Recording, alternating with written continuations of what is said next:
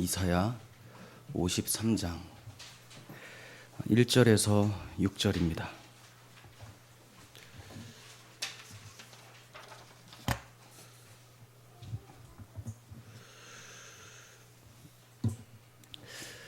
제가 한 절, 여러분들 한 절 교독하시고 마지막은 함께 봉독하도록 하겠습니다.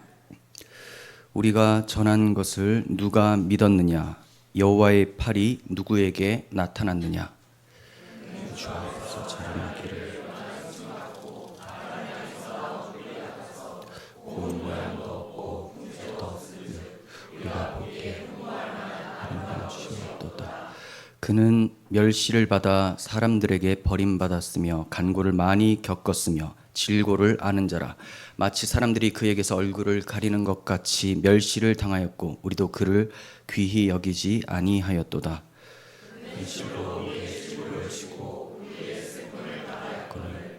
우리는 생각하기를 그는 징벌을 받아 하나님께 맞으며 그가 찔림은 우리의 허물 때문이요 그가 상함은 우리의 죄악 때문이라. 그가 징계를 받음으로 우리는 평화를 누리고 그가 채찍에 맞음으로 우리는 나음을 받았도다. 우리는 다 양 같아서 그릇 행하여 각기 제 길로 갔거늘 여호와께서는 우리 모두의 죄악을 그에게 담당시키셨도다. 아멘. 네, 오늘 말씀은 우리 때문에입니다. 우리 때문에.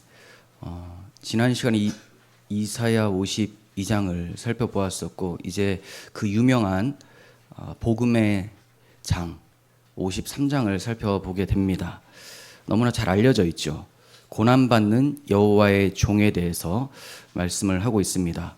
그래서 영광스러운 복음이 어떻게 우리에게 이루어졌는지에 대해서 자세하게 설명이 나오는데 이미 우리가 지난 시간에 살펴본 52장 말미에서부터 고난받는 여호와의 종에 대해서는 시작이 되었습니다. 한번 찾아볼까요? 52장 13절 15절 읽으면서 1절을 제가 다시 보겠습니다.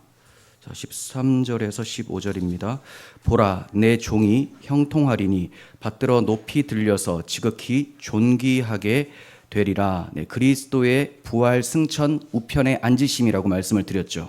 그리고 이렇게 되기까지는 그 전에 있었던 일을 얘기를 합니다. 전에는 그의 모양이 타인보다 상하였고 그의 모습이 사람들보다 상하였으므로 많은 사람이 그에 대하여 놀랐거니와 이제는 형통하게 되었다라는 거죠.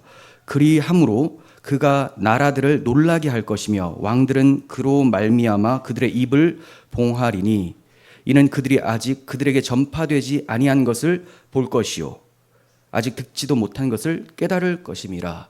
이방인들이 자기들한테 전파되지 않았었던 그 십자가의 복음을 전해 듣게 될 것이고 이것을 깨닫게 될 것이다. 이렇게 얘기를 합니다. 그럼 53장은 뭐냐? 그 전파되지 않았었던 그들에게 들려지지 않았었던 그 복음에 대해서 좀 더 자세하게 구체적으로 알려주는 거예요.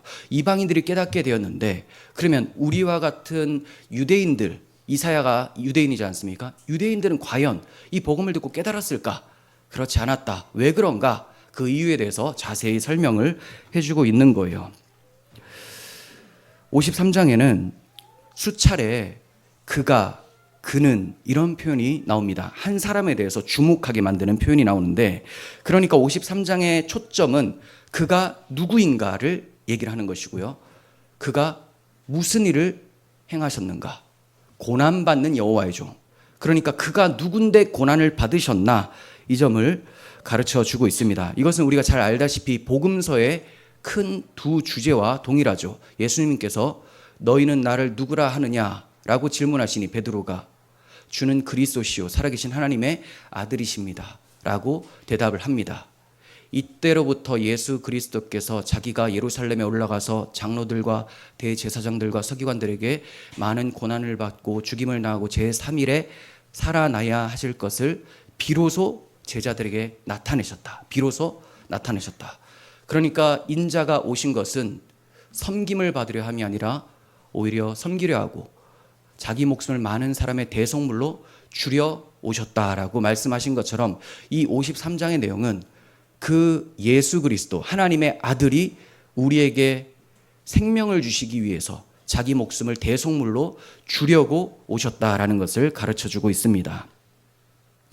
이사야 53장은 우리가 계속 살펴보고 있는 사도행전 8장에서 에티오피아 내시가 예배드리러 예루살렘에 왔다가 돌아가면서 수레에서 성경을 읽고 있었는데 이게 잘 풀리지 않았던 거죠. 그 내용이 53장 본문의 말씀입니다.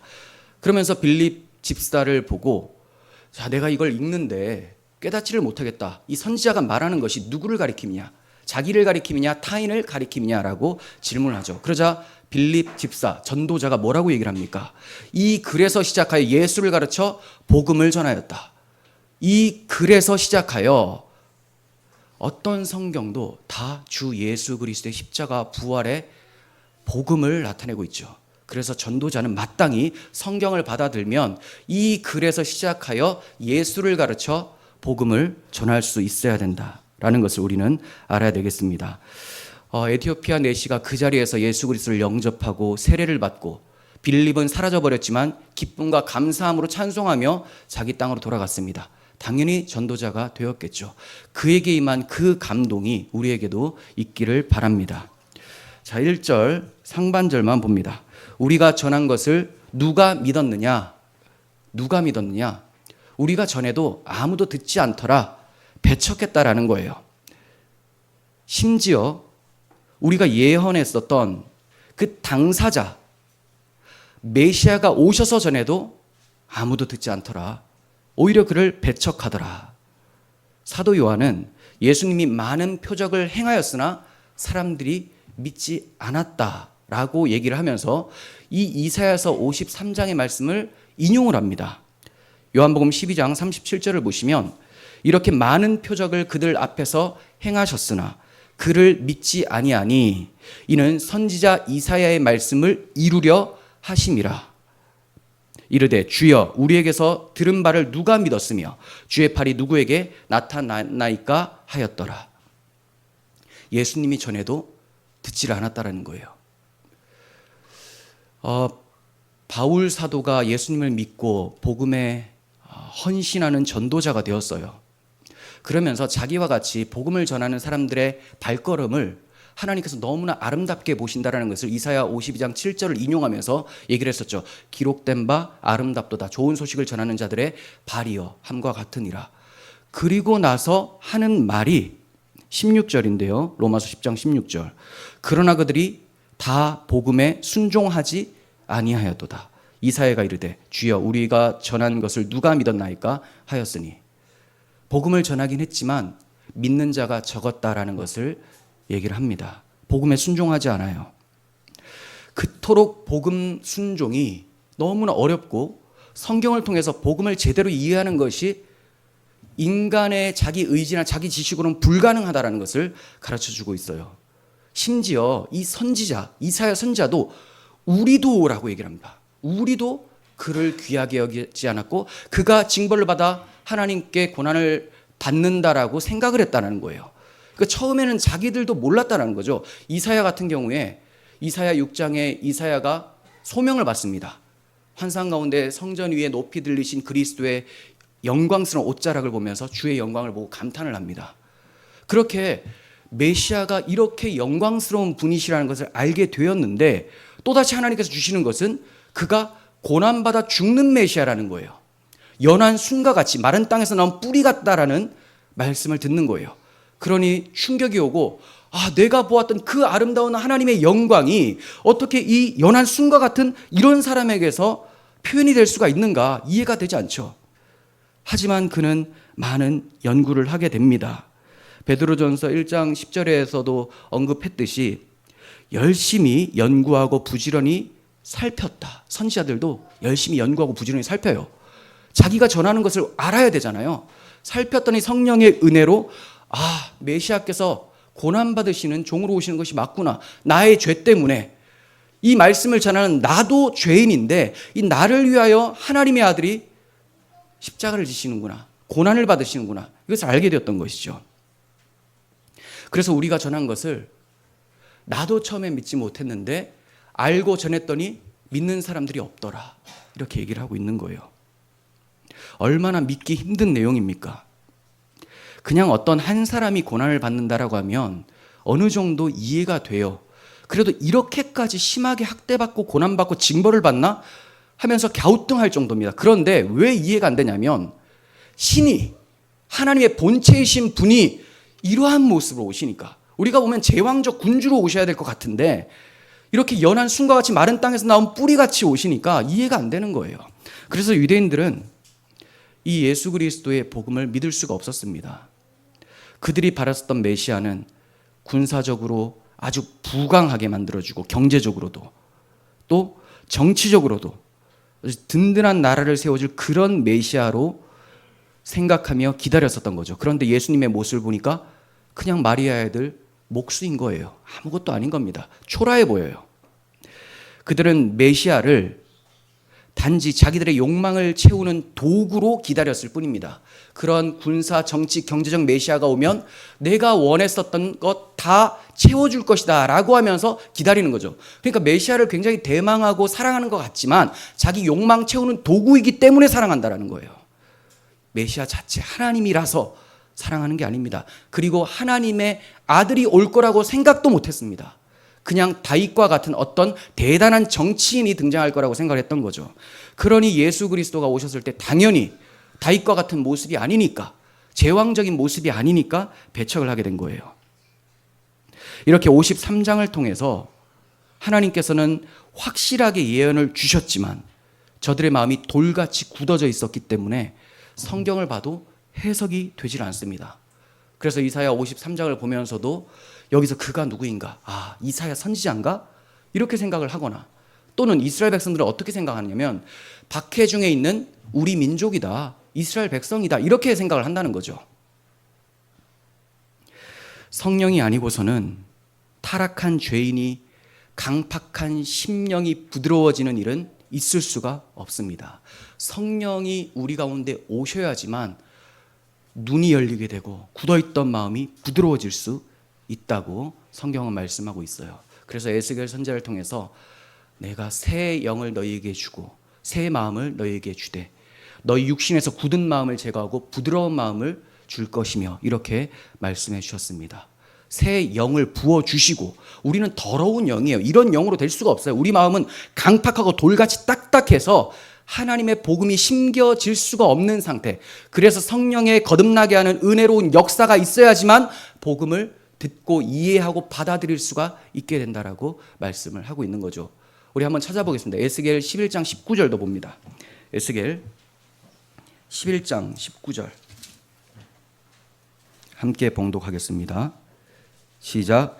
내가 그들에게 한 마음을 주고 그 속에 새 영을 주며 그 몸에서 돌 같은 마음을 제거하고 살처럼 부드러운 마음을 주어 내 율례를 따르며 내 규례를 지켜 행하게 하리니 그들은 내 백성이 되고 나는 그들의 하나님이 되리라. 아멘. 네, 주님께서 새 영을 우리에게 부어주셔서 돌 같은 마음을 살과 같이 부드럽게 만들어 주시겠다, 이렇게 말씀해 주셨어요.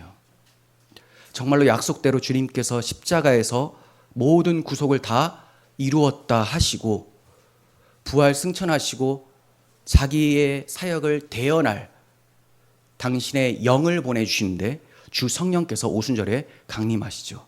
그 성령께서 하시는 역사가 복음을 이해하고 받아들이고 주님을 사랑하며 주의 율례와 규례를 따라 행하며 살 수 있는 하나님의 자기 백성 되게 만드시는 사역이라는 거예요. 이 점을 또 찾아보겠습니다. 고린도전서 2장 10절입니다. 고린도전서 2장 10절 10절부터 14절까지 보도록 하겠습니다. 우리 천천히 한번 볼게요. 10절. 오직 하나님이 성령으로 이것을 우리에게 보이셨으니, 복음을, 예수 그리스도께서 이루신 복음을 우리에게 가르쳐 보이셨으니 성령은 모든 것 곧 하나님의 깊은 것까지도 통달하시느니라. 네, 복음은 하나님의 창조 경륜에 담겨 있었던 하나님의 의지와 선하신 뜻이죠. 이 깊은 것까지 통달하게 하시는 분은 성령님이라는 거예요. 사람은 알 수 있느냐? 모르죠. 11절. 사람의 일을 사람 속에 있는 영 외에 누가 알리요? 개가 사람의 일을 알겠습니까? 고양이가 알겠어요? 모른다는 거죠. 사람의 일은 사람이 한다. 이와 같이 하나님의 일도 하나님의 영 외에는 아무도 알지 못하느니라. 우리가 세상의 영을 받지 아니하고 오직 하나님으로부터 온 영을 받았으니 이는 우리로 하여금 하나님께서 우리에게 은혜로 주신 것들을 알게 하려 하심이라. 왜 주셨다고요? 성령을? 우리에게 은혜로 주신 것들을 알게 하시기 위해서. 그러니까 성령의 조명하심과 그 은혜가 없으면 자기가 뭘 받은지도 몰라요. 자기가 어떤 자가 되었고 복음이 얼마나 영광스럽고 그 복음에 참여한 교회의 영광스러움, 이거 모른다는 거죠. 그러니까 맨날 자기 신세나 한탄하면서 교회에 앉아있으나 이방인과 같이 살아가는 삶을 살 수밖에 없는 거. 성령을 받지 못해서 그렇다는 거죠. 종교인인 거예요. 성령의 은혜를 구하셔야 됩니다. 13절, 우리가 이것을 말하거니와 사람의 지혜가 가르친 말로 아니하고 오직 성령께서 가르친 것으로 하니 영적인 일은 영적인 것으로 분별하느니라. 설교를 작성하고 선포하고 여러분들이 성경을 보며 묵상하고 고백하고 이 모든 것이 성령께서 해주셔야지만 영적으로 분별이 되죠. 그렇지 않으면 지난번에 말씀드렸다시피 도울 김용옥 같은 사람이 나와서 요한복음 강해한다고 하면서 영지주의 해석을 하게 되는 거죠. 인간적인 타락한 인간의 사고에서 나오는 인본주의적인 발상을 하게 된다는 거예요. 14절, 육에 속한 사람은 하나님의 성령의 일들을 받지 아니하니 이는 그것들이 그에게는 어리석게 보이며 또 그는 그것들을 알 수도 없다. 그러니까 유대인들이 왜 복음을 받지 못했느냐? 그들의 마음이 굳어있기 때문에, 성령께서 그때 역사하지 않으셨기 때문에 성령의 일들을 받지를 않아요. 그래서 십자가를 보면서 저주의 십자가라 보고 미련한 것으로 보고 어리석게 보죠. 하지만 그들이 그렇게 보는 것이 우리 성도들, 성령 받은 우리 성도들에게는 십자가가 하나님의 능력이다. 능력이라고 얘기를 합니다. 영적인 일은 영적으로 분별할 수가 있습니다. 그러므로 지금 우리가 복음을 믿고 예수 그리스도를 주로 모시고 살고 있다라는 그 자체가 은혜가 넘치는 거예요. 유대인들이 그렇게 강팍한 심령에 그리스도를 십자가에 못 박았는데 나도 주의 은혜가 없으면 그 자리에 있었으면 거기에서 돌 던지면서 함께 예수님을 조롱할 그런 사람인데 주의 은혜로 지금 내가 주님을 섬기고 있다는 것, 이것이 얼마나 큰 은혜인지 이해가 되시고 감격이 있으시기를 바랍니다. 1절 하반절 보시면 여호와의 팔이 누구에게 나타났느냐라고 합니다. 그러니까 우리가 전한 것을 누가 믿었느냐? 여호와의 팔이 누구에게 나타났느냐라고 해요. 이 여호와의 팔에 대해서는 지난 시간에도 말씀드렸다시피 52장 10절에서 이미 살펴보았습니다. 여호와께서 열방의 목전에서 그의 거룩한 팔을 나타내셨으므로 땅끝까지 모두 다 우리 하나님의 구원을 보았도다. 즉 거룩한 하나님의 팔은 구원을 이루시는 하나님의 능력을 말을 하는 거죠. 이것이 누구에게 나타났느냐? 누구에게 나타났느냐? 이 말씀을 해석하면서 굉장히 오랜 시간이 걸렸습니다. 왜냐하면 이렇게도 저렇게도 해석되는 두 가지 해석이 있었기 때문에. 하지만 이제 확신하면서 결론을 지었는데, 누구에게 나타났느냐? 이 표현은 그 구원의 능력이 그리스도를 통하여 나타났다, 이 표현이에요. 그런데 이제 많은 주석가들이 이렇게 보는 경우도 있지만 그렇게 보지 않는 사람들이 있는데, 어떻게 보냐면 앞에 1절 상반절하고 동일한 반복 강조로 봅니다. 그러니까 우리가 전한 것을 누가 믿었느냐? 여호와의 팔이 아무에게도 나타나지 않았다. 아까 성령의 능력이라고 했죠. 그 성령의 능력이 나타나지 않았기 때문에 저들이 믿지 않고 있는 거다. 이제 이렇게 이해하는 사람들도 있습니다. 그렇게 보셔도 크게 무리는 안 되지만 문맥적으로 봤을 때 저는 우리가 전한 것을 누가 믿었느냐? 아무도 믿지 않았다. 왜 그랬느냐? 여호와의 팔, 구원하는 능력이 예수 그리스도께 나타났는데 그의 모습을 보니 연한 순과 같고 마른 땅에 나온 뿌리와 같아서 사람들이 고개를 다 돌리더라. 그러니 믿지 않지. 이렇게 해석하는 것이 또 자연스러워 보인다는 거예요. 그래서 이 점을 이제 현대어 성경에서는 잘 설명을 해줬습니다. 그런데 제가 휴대폰을 가지고 온다는 것을 안 가져와서 현대어 성경을 읽어드릴 수가 없어요. 저하고 똑같이 이제 해석을 했습니다. 나중에 돌아가서 보시고. 자, 그러면 이 여호와의 팔, 예수 그리스도께서 그저 구원의 능력, 예수 그리스도에게 나타내시잖아요. 어떠한 일을 하고 계시는가? 그분이 요한복음 10장 28절 내가 그들에게 영생을 주노니 영원히 멸망하지 아니할 것이요. 영생을 주는 일을 하시죠. 또 그들을 내 손에서 빼앗을 자가 없느니라. 지켜주시는 거예요. 구원의 확실성, 영원성을 얘기를 합니다. 그들을 주신 내 아버지는 만물보다 크심에 아무도 아버지의 손에서 빼앗을 수 없느니라. 그러니까 아버지의 손이나 자기의 손이나 동일하게 놓으시면서 하시는 말씀이 나와 아버지는 하나이니라. 유대인들이 이 말 들으면 기겁합니다. 인간 주제에 어떻게 하나님과 하나라고 얘기하느냐. 네가 지금 하나님이라고 신성 모독이다. 이래서 십자가에 매어 다는 것이죠. 하지만 정말 예수 그리스도는 하나님이십니다. 창조주 하나님, 구속주 하나님이세요. 그래서 당신께서 우리에게 영생을 주시고 이 영생을 잃어버리지 않도록 끝까지 지켜내서 그냥 한시적 생명이 아니라 영생으로 만들어 내신다라는 것을 약속해 주시는 거예요. 그분의 손이, 그 여호와의 팔이 우리를 사망의 권세, 흑암의 권세에서 건져내어 생명의 나라, 그의 사랑의 아들의 나라로 옮겨주신다는 겁니다. 그리고 지금도 그 손이 우리를 붙잡고 끌고 가고 계시면서 마지막 주님 오실 때까지 이것을 보존하신다는 것을 약속해 주시는 것이죠. 그러나 대부분의 사람들이 그리스도께서 오셨을 때 믿지 않았습니다. 왜요? 볼품없어서. 그래서 이사야 선지자가 2절을 얘기를 하는 거예요. 그는 주 앞에서 자라나기를 연한 순 같고 마른 땅에서 나온 뿌리 같아서. 네. 이 2절은 메시아께서 이 땅에 오신, 성육신하여 이 땅에 오신 유년 시절을 얘기를 하고 있는 거예요. 성육신부터 공생의 전까지 유년 시절. 네.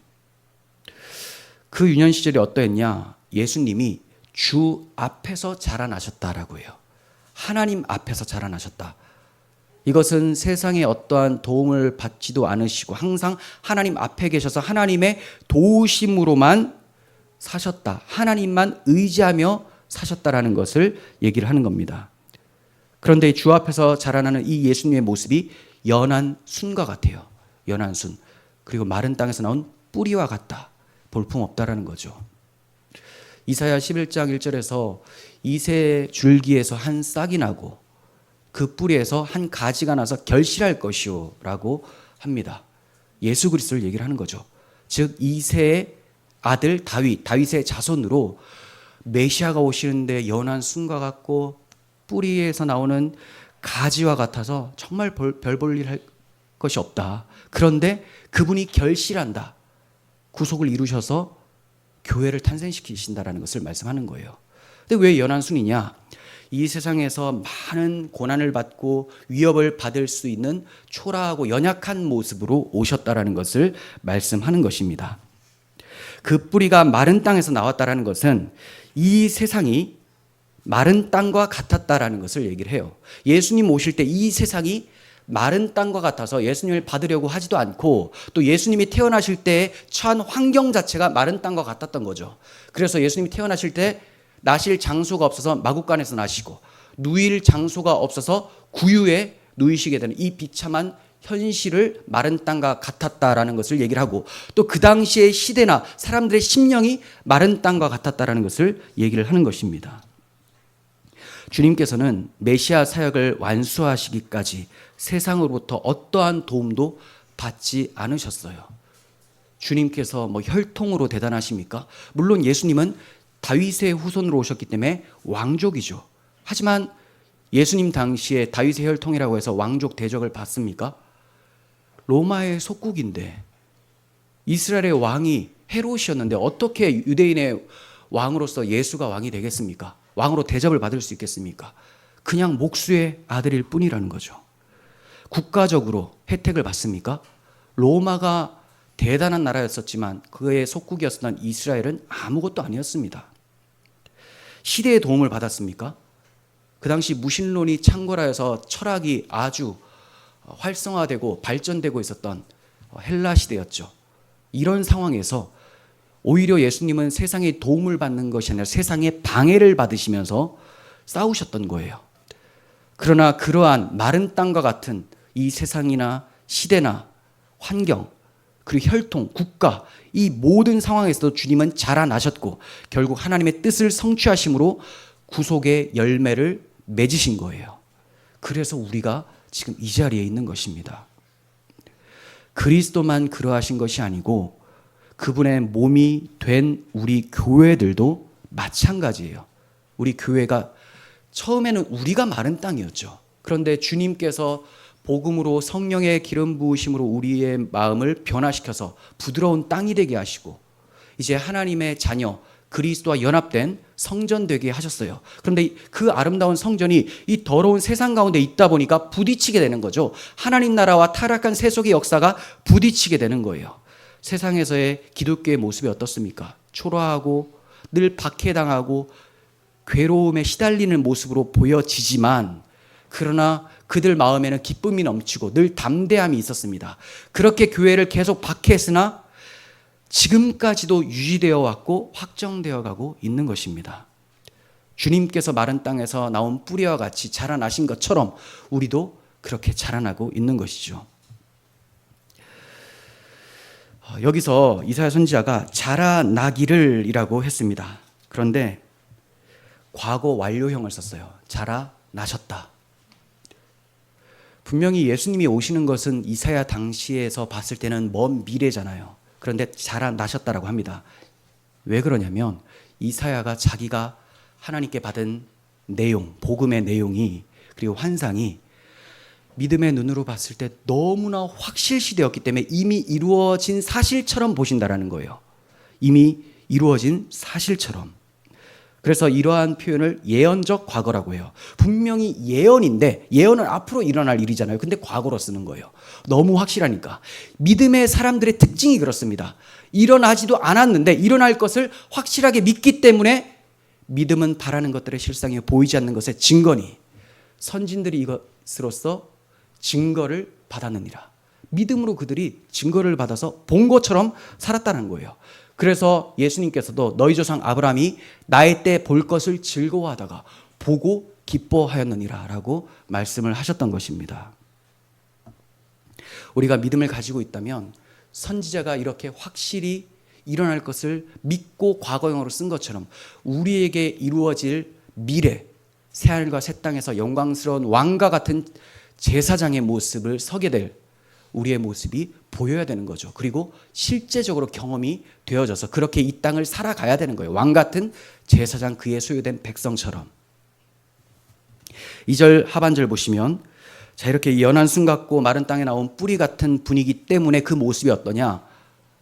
고운 모양도 없고 풍채도 없은즉 우리가 보기에 흠모할 만한 아름다운 것이 없었다.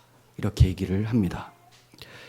주님께서 다른 사람들보다 좀 더 연약했을 것이다 라고 생각이 됩니다. 주석가들은 그렇게 볼 것이 아니라 이것은 그냥 어떤 보잘것없는 나사렛 출신, 갈릴리 나사렛에서 무슨 선한 것이 날 수 있느냐라고 한 것처럼 그의 출신이 보잘것없다 이렇게 보는 경우가 많은데 그것도 맞고 저는 우리의 모든 질고, 병, 고통, 아픔 다 짊어지셨기 때문에 많은 연약성을 가지고 살아가셨다라고 봅니다. 그러니까 이런 비참한 출신의 한 아기가 여호와의 팔의 권능을 나타내실 기묘자요 모사요 전능하신 하나님, 영존하신 아버지, 평강의 왕이라고 하는 것을 누가 믿을 수가 있겠습니까? 그러므로 사람들은 예수님을 그저 그는 마리아의 아들 목수가 아니냐라고 단정해버리는 것이죠. 그래서 배척을 합니다. 그러나 이러한 모습으로 오신 이유가 부요하신 하나님을 떠나 비천한 처지에 처한 죄인들의 모습을 대신한 것임을 사람들은 알지 못했어요. 그가 어떤 분입니까? 하나님보다 조금 못하신 분입니까? 아니요. 하나님 아버지와 동일 본체시죠. 그는 근본 하나님의 본체시나 그분이 창조주세요.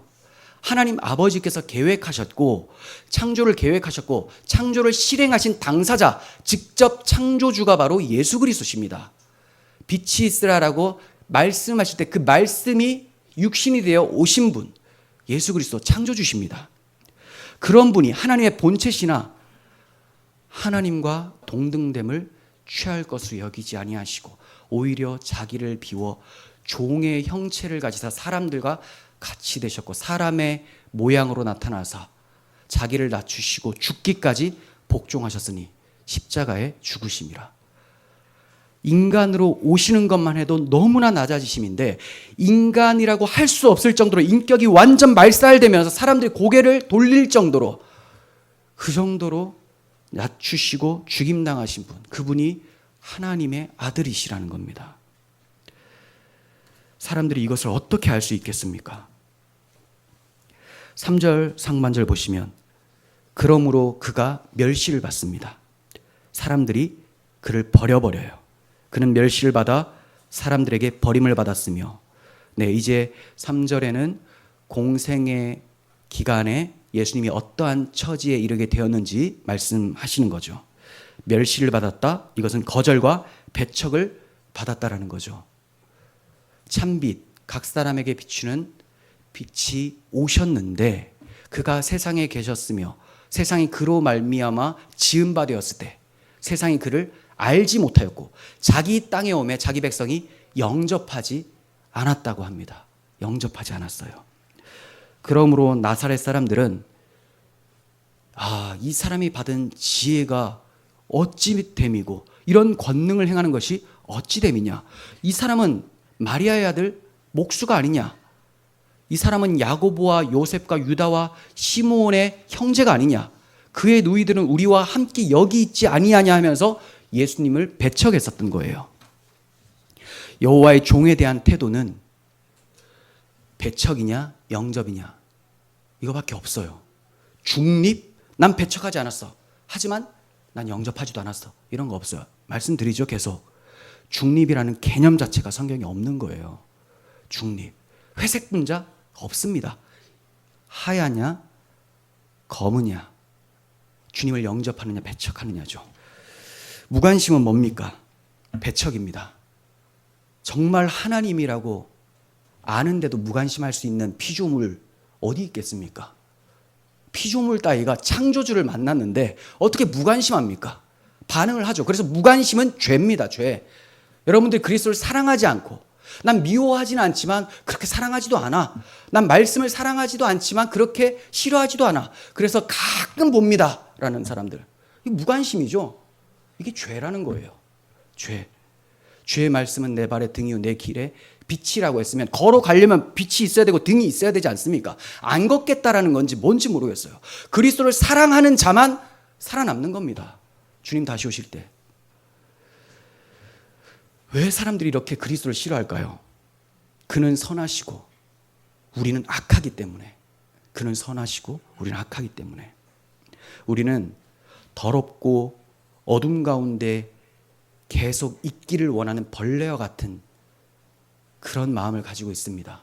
그런데 주님께서 빛을 비춰주시니 내가 그 오물덩어리 가운데 기생하고 있었던 벌레와 같다는 것이 드러나 버리니까 이게 너무 싫어서 빛을 꺼버리려고 하는 거예요. 그래서 나온 결과물이 그리스도의 십자가입니다. 주님이 나의 죄, 내 안에 뭐가 들어가 있는지 꼭 숨겨놨는데 주님이 그걸 복음으로 드러내실 때 굉장히 당황스럽고 괴롭고 어떨 때는 화가 나기도 합니다. 근데 그 화가 아니라 애통하는 심령으로 바뀌는 자가 구원이라는 거예요. 구원. 사람들의 본성은 그리스도의 빛을 싫어합니다.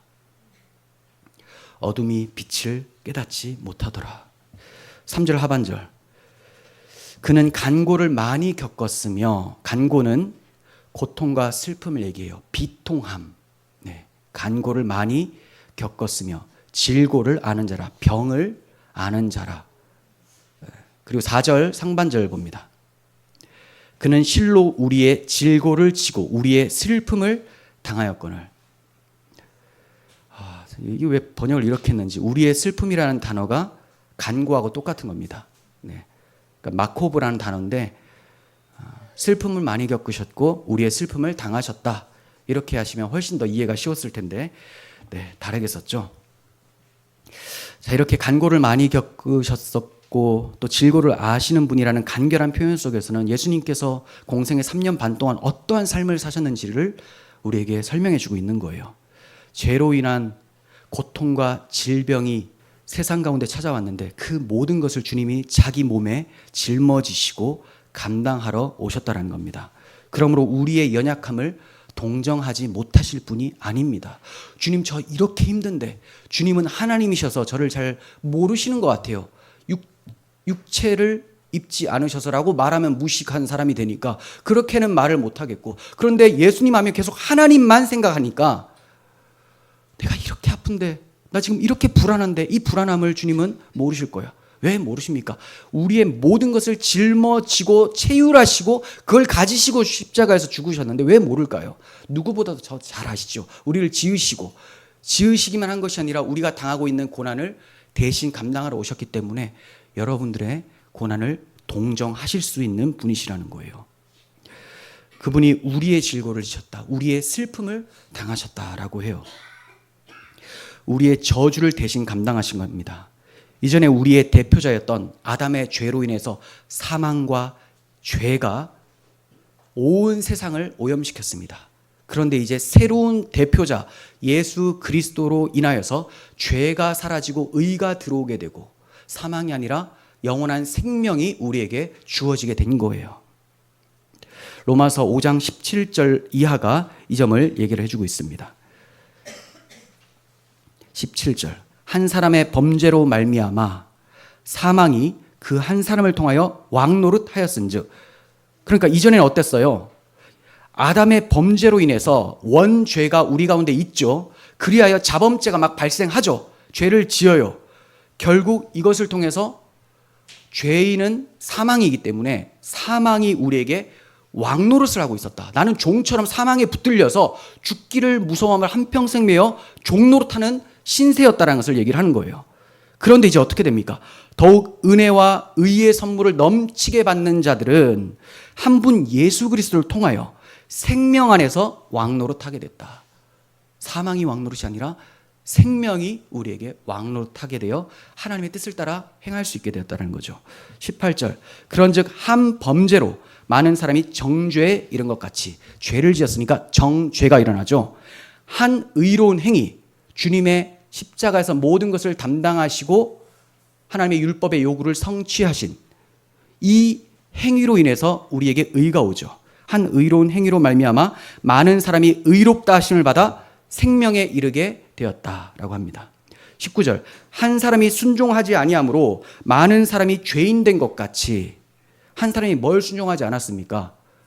선악과 먹지 말라고 했는데 어겼죠. 선악과 먹지 말라는 것이 뭡니까? 하나님을 섬기라는 거죠. 하나님만 사랑하며 내 마음에 하나님만 주인으로 두고 모시라는 거예요. 하나님 사랑, 이웃 사랑을 하지 않고 반역하고 자기가 하나님 자리에 올라갔습니다.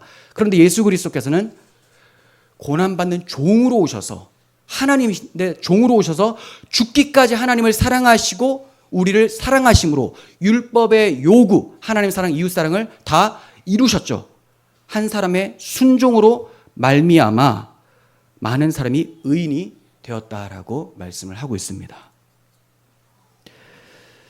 3절 하반절, 마치 사람들이 그에게서 얼굴을 가리는 것 같이 멸시를 당하였고 우리도 그를 귀히 여기지 아니하였도다. 4절 하반절, 우리는 생각하기를 그는 징벌을 받아 하나님께 맞으며 고난을 당한다 하였노라. 이게 사람들의 자세가 이러했다라는 거예요. 사람들이 그에게서 얼굴을 가리는 것 같이 그를 멸시했습니다. 이것은 예수님을 부정한 자 취급했다는 거예요. 구약 성경에는 부정한 자, 특별히 나환자들을 격리시킵니다. 부정한 자로 만지지도 않아요. 이와 같이 예수님이 부정한 자로 여김을 받고 예수님을 근처에도 가지 않으려고 해요. 근처에도. 그러면 우리는 어떠한가? 이사야 선지자가 우리도 그를 귀히 여기지 아니하였다. 이사야 선지자가 처음에는 이 말씀을 듣고 신경을 안 썼다라는 거죠. 처음에는. 하지만 복음을 깨닫고 나서는 귀하게 여기죠. 그런데 여기서 우리는이라고 할 때는 이사야와 같이 선지자들과 또 종교 지도자들, 하나님 말씀 맡은 모든 사람들, 우리들도 그를 귀하게 여기지 않았다라고 해요. 현대어 성경이 의역을 하고 있는데요. 이렇게 얘기를 합니다. 우리는 더 이상 그를 사람으로 여기지도 않았다. 그를 사람으로 여기지도 않았다. 다윗이 자기 처지를 얘기를 하면서 예수 그리스도의 모습을 예언하죠. 나는 벌레요, 사람이 아니라 사람의 비방거리요, 백성의 조롱거리니이다. 정말 예수님께 이러한 모습이 나타나게 된 것입니다. 그러면 우리는 어떻습니까? 우리는 주님을 귀하게 여기고 계십니까? 정말 주님이 보화라고 생각하십니까?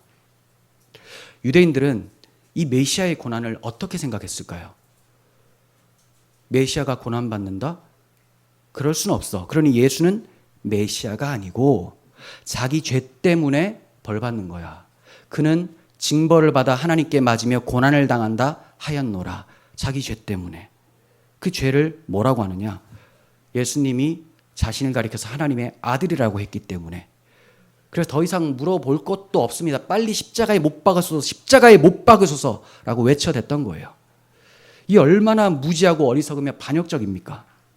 유대인들은 예수님이 십자가에서 죽으셨기에 나무에 달린 자마다 저주를 받은 자라는 신명기의 말씀대로 예수님을 저주받아 죽은 자로 본 거예요. 그런데 사도 바울은 저주받아 죽은 게 맞다. 그런데 너희를 대신하여, 우리를 대신하여 그가 저주를 받은 것이다. 이렇게 얘기를 해요. 그리스도께서 우리를 위하여 저주를 받은 바 되사 율법의 저주에서 우리를 속량하셨으니 기록된 바 나무에 달린 자마다 저주 아래 있는 자라 하였음이라. 네. 그분이 저주를 받으심으로 우리가 율법의 저주에서 속량함을 받았어요. 율법은 우리에게 사형 선고를 내리죠. 하나님의 의 앞에서 넌 죽어 마땅하다.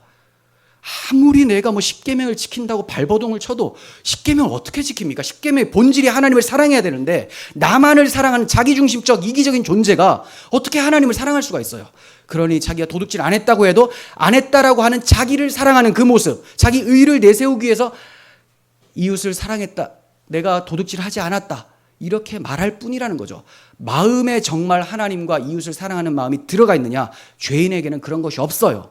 허물과 죄로 죽었던 너희를 살리셨도다라고 말씀하셨기 때문에 허물과 죄로 죽은 자들이 무슨 따뜻한 심령이 있습니까? 죽은 자예요.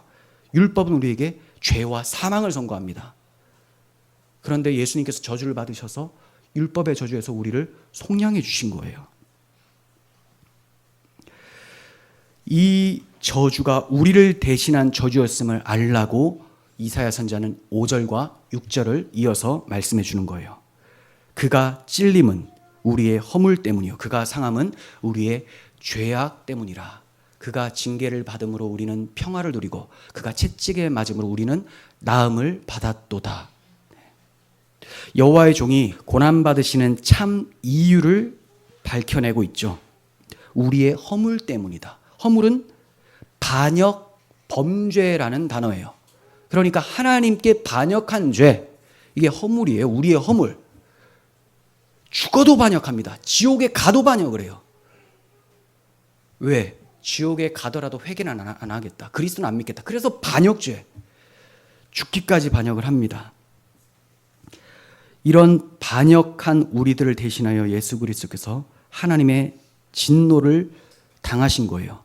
반역의 결과는 형벌이죠. 그 형벌은 영원한 사망입니다.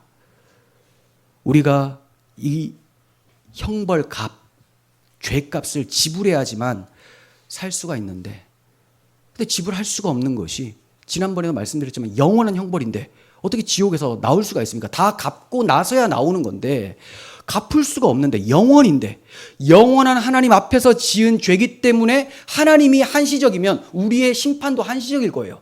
그분이 살아 계실 때만 그렇겠죠. 그런데 그분은 영존하신 아버지시기 때문에 영원하신 분이라서 우리의 죄악의 형벌은 끝이 없는 거죠. 그러니 다 갚고 나올 수 있는 인간이 없어요. 그들의 생명을 속량하는 값이 너무 엄청나서 영원히 마련하지 못할 것입니다. 그래서 하나님께서 우리가 지불해야 될 그 죄값을 자기 아들에게, 메시아에게 지우시는 거예요. 그러므로 여기서 찔리다, 주께서 상하셨다라는 표현은 그냥 단순한 상처가 아니라 고난받아 죽임당하셨다라는 표현이죠. 그분이 징계를 받으심으로 우리가 평화를 누리게 되었습니다. 하나님과 평화가 이루어졌다는 거예요. 이걸 모르는 자유주의 신학자들, 인본주의자들 뭐라고 합니까? 그분이 징계를 받았기 때문에 우리가 평화를 누렸다. 그러니 국제적으로 우리 다 손잡고 서로 화해를 하자. 그래서 네 종교 내 종교 싸우지 말고 종교 다원주의로 갑시다. 이게 평화입니까? 이게 무슨 평화예요? 자기들끼리는 평화라고 하지만 결국은 계시록에 보면 자기들끼리 싸워서 피 터지고 박 터지고 해서 망하는 게 바벨론 세상입니다. 그리고 결국은 하나님과 원수된 관계가 풀리지 않았기 때문에 심판을 받게 되죠. 주님께서 십자가에서 죽으심으로 우리가 평화를 누리게 되었습니다. 그가 그리스도로 말미암아 우리를 자기와 화목하게 하셨다라고 베드로 사도는 얘기를 했어요. 그리스도로 말미암아 우리를 자기와 화목하게 하셨다. 화목하게 된 자는 이제 어떻게 될까요? 그냥 화목했으니 하나님 감사합니다 하고만 사는 거냐? 아니요. 우리에게 화목해 하는 직분을 주셨다라고요.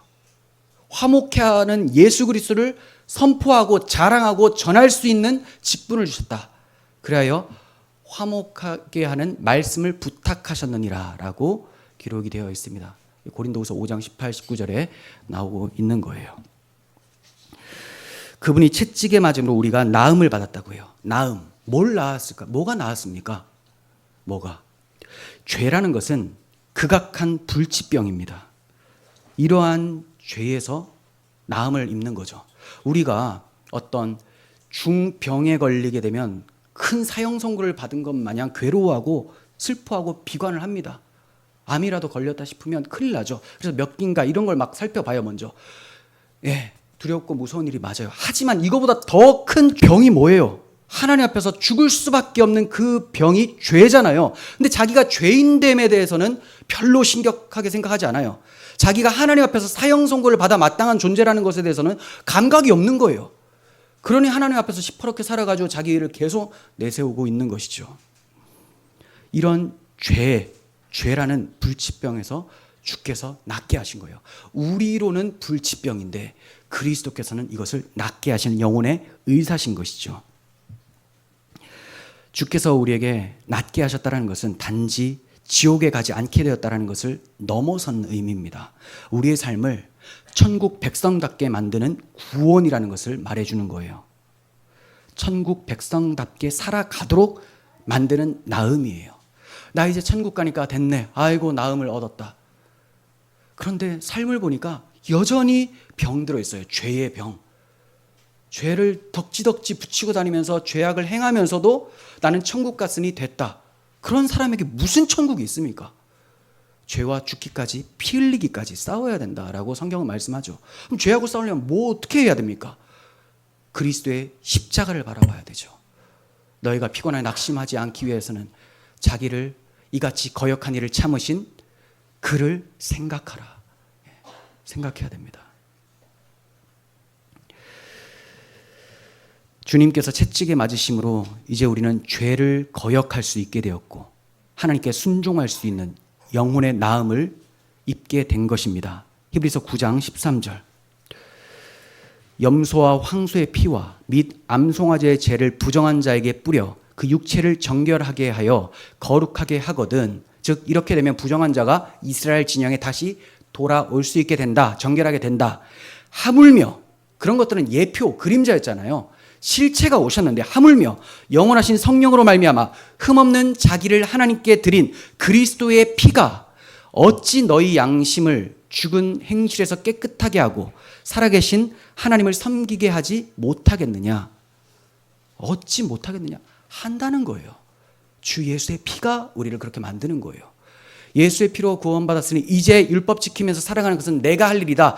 자, 오늘도 한번 해보자. 이런 결심과 다짐으로 될 것이 아니라 시작도 그리스도의 피요, 끝도 그리스도의 피요, 중간의 성화의 과정도 그리스도의 대속의 은혜로만 가능한 거예요. 그래서 하나님의 사랑이 우리 마음 가운데 부음받아서 그리스도의 사랑이 강건하여 주님을 닮아가는 삶을 살아가게 만드는 것, 이것이 복음의 능력이요 복음의 신비라는 것입니다. 그런 그리스도를 바라보십시오. 십자가에서 죽으시고 부활하셔서 나의 구세주가 되신 주님을 바라보십시오. 6절, 우리는 다 양 같아서 그릇 행하여 각기 제 길로 갔거늘 여호와께서는 우리 모두의 죄악을 그에게 담당시키셨도다. 여호와께서 우리 모두의 죄악을 당신의 종에게 담당시켜 주신 이유가 뭡니까? 돌아오라는 거예요. 돌아오라. 각기 제 길로 갔다. 돌아오라. 그 제 길이 어디예요? 그릇 행하여 각기 제 길로 갔으니, 그릇 행하여 죄를 짓고 반역하여 갔으니 사망의 길이죠. 그런데 담당시켜 주심으로, 그리스도께 담당시켜 주심으로 돌아오게 하시는 거예요. 하나님이 죄를 알지도 못하신 이를 우리를 대신하여 죄로 삼으심은 우리를 하여금 그 안에서 하나님의 의가 되게 하려 하심이라. 의롭다함을 받아서 하나님 앞에 나아올 수 있도록 하신 거예요. 그래서 너희가 전에는 양과 같이 길을 잃었더니 이제는 너희 영혼의 목자와 감독 되신 이에게 돌아왔느니라. 돌아왔느니라. 그래서 담당하신 거예요. 주님께 지우신 겁니다. 이렇게 죄인을 대신한 메시아의 고난에 대해서 자세히 예언이 되어 있었지만 유대인들은 알아듣지 못했어요. 지금도 이 이사야 53장을 너무 불편해합니다. 자기들도 이걸 이사야라고 보거나 자기들 민족이라고 보는 것이 이상하거든요. 그 똑똑한 사람들이 봐도 이상해요. 하지만 메시아일 수는 없다라는 거예요. 내 머리로도 이해는 안 되지만 메시아라는 것은 더더욱 이해가 안 된다. 왜 그럴까요? 자기 의, 하나님의 의는 모르고 자기 의를 세우기 위하여 힘써 하나님의 의에 복종하지 아니하였느니라. 예수를 믿고 나서도 자기 의가 끝까지 우리를 괴롭힙니다. 뭐 누가 뭐라고 하면 화가 나고 막 자존심 상하고, 자존심은 내가 원래 이런 대우를 받을 사람이 아닌데라고 하는 그 의를 쿡 붙들고 있는 거예요. 내가 그래도 너보다는 나은데 네가 나를 이렇게 하냐. 이게 안 죽는 거죠, 이게. 근데 주님께서는 죽은 자로 여길지어라 라고, 여길지어다. 내가 그리스도와 함께 십자가에 못 박혔나니 그런즉 이제는 내가 사는 것이 아니요 내 안에 그리스도께서 사시는 것이라. 여겨야 됩니다. 죽은 자로 여기십시오. 자기 의가 막 튀어나오려고 하면 이 죽은 놈이 또 산 것처럼 흉내낸다고 무시하셔야 돼요. 나는 아무것도 아닙니다. 주 앞에서. 루터가 주님이 이루신 이 복음에 대해서 했던 말이 있는데 제가 좀 쉽게 설명해서 말씀을 드리겠습니다. 하나님의 아들은 나를 사랑하셔서 나에게 자기 자신을 주셨다. 이는 인간이 자기 행위로 세우는 의를 향하여 터진 천둥 벼락과 같다. 이 복음은 인간의 의와 철저히 반대된다. 만일 당신이 하나님의 아들을 비교할 수 없는 보화로 여긴다면 하나님 아들의 죽음 밖에는 하나님의 진노를 멈추어 화해시키는 것은 달리 없다고 생각한다면 당신의 모든 종교 의식과 행위와 공로는 지옥으로 던져버려라. 자기 의를 내세우지 말라는 거예요. 정말 주님을 보아라고 생각하고 정말 주님을 나의 의로 여기는 사람이라면 왜 자기 의를 지금도 주장하고 있느냐. 이거 깊이 생각하시고 적용해 보십시오. 결국은 자기 의예요. 결국은 자기 의. 자기 의라는 것이 정말 의일까요? 우리들끼리야 오휴 이 사람 의롭네. 하나님 보실 때는 더러운 똥물에서 뭐 하나 건졌는데 이게 조금 더 깨끗하다. 이 정도라는 거죠. 어차피 더럽다라는 거예요. 이걸로 내세워서는 안 됩니다. 하나님께서 우리에게 주신 보화, 그 보화를 나 같은 이 더러운 질그릇에 담았기 때문에 그것 때문에 여러분들이 자신감을 가지시고 자부심을 갖고 살아가는 거지, 나의 행위에 자부심을 갖는 것은 죄가 되고 반역이 되는 것입니다. 그리스도를 모독하는 것이 되는 거예요. 예수 그리스도께서 십자가에 못 박히신 것이 너희 눈앞에 보이거늘 누가 너희를 꾀더냐. 지금도 꾀는 사람들이 많아요. 기억하시고 십자가를 바라보십시오. 정리하겠습니다. 우리 때문에 하나님의 저주를 감당하셔서 구원을 이루신 주님, 그분은 찬양받기에 합당하신 주님이세요. 그분은 지금 우리 안에 거주하시면서 우리를 통치하시고 복된 소망을 갖게 하십니다. 그러므로 우리는 할렐루야 주 하나님 곧 전능하신 이가 통치하시도다라고 찬양해야 마땅합니다. 왜냐하면 우리를 위하여 죽으시고 부활하신 그 예수, 고난받아 죽으신 여호와의 종은 바로 영원하신 왕, 곧 썩지 아니하시고 보이지 아니하시고 홀로 하나이신 하나님이시기 때문에 그렇습니다. 주 예수 우리 하나님께 존귀와 영광이 영원 무궁하도록 있을 것입니다. 기도하겠습니다. 하나님 감사합니다. 우리에게 구원을 가져다 주신 이 예수 그리스도의 복음을 듣게 하여 주시고 성령께서 적용시켜 주시며 우리의 삶을 이끌어 가실 것을 기대하며 하나님께 감사를 드립니다. 주 예수 그리스도의 속죄가 나를 대신한 하나님의 사랑이었음을 기억하게 하시고 주님을 죽기까지 사랑하며 주님 따라 십자가의 길을 걷는 저희들이 되게 하여 주옵소서. 우리 구주 예수 그리스도의 이름으로 기도합니다. 아멘.